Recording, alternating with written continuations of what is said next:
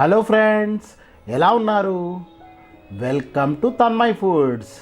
ఈరోజు మీకు గుత్తి బీరకాయ కూర. ఇది చాలా సింపుల్ రెసిపీ అండి.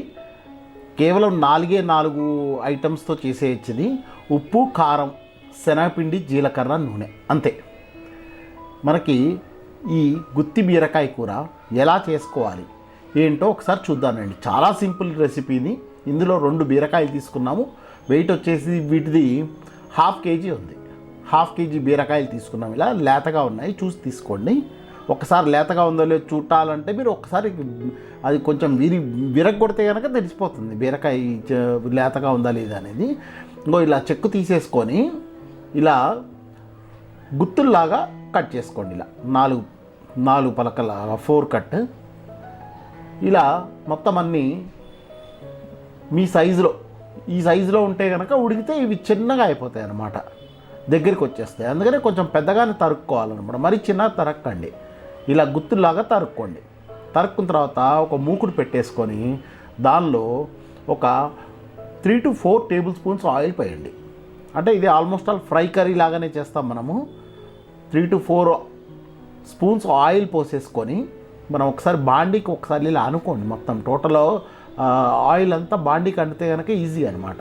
ఇందులో 1 టేబుల్ స్పూన్ జీరా వేసాము. ఇక్కడ 1 టేబుల్ స్పూన్ జీరా వేసిన తర్వాత ఇది మొత్తం మంచిగా వేగిన తర్వాత మనం తరిగి పెట్టుకున్న ముక్కలు ఏవైతే ఉన్నాయో బీరకాయ ముక్కలు, ఇవి వచ్చేసి వీటిలో ఆయిల్లో వేసేసేయండి.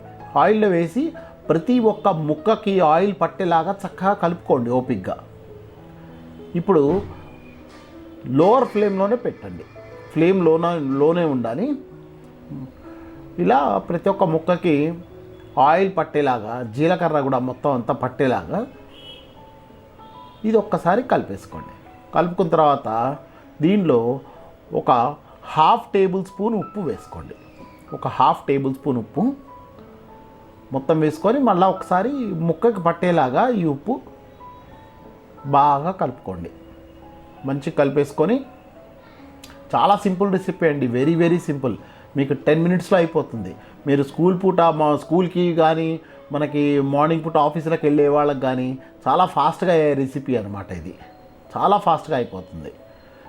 ఇలా కలిపేసుకున్న తర్వాత ఉప్పు దీని మీద మీరు ఒక మూత పెట్టేసుకోండి. దీని మీద మూత పెట్టేసుకుంటే ఒక 3 to 4 minutes మీరు మూత పెట్టేసుకున్న తర్వాత ఒకసారి 3 to 4 minutes తర్వాత ఒకసారి తీసి మళ్ళీ కలుపుకోండి.